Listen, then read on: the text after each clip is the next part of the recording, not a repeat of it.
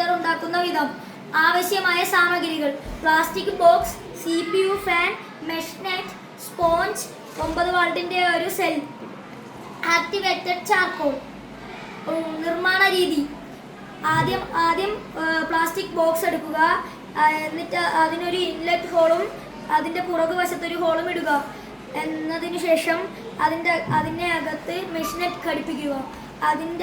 മെഷ്നെറ്റിൻ്റെ അടിയിൽ സ്പോഞ്ചും ആക്ടിവേറ്റഡ് ചാർക്കോളും ഇട്ട് കൊടുക്കുക.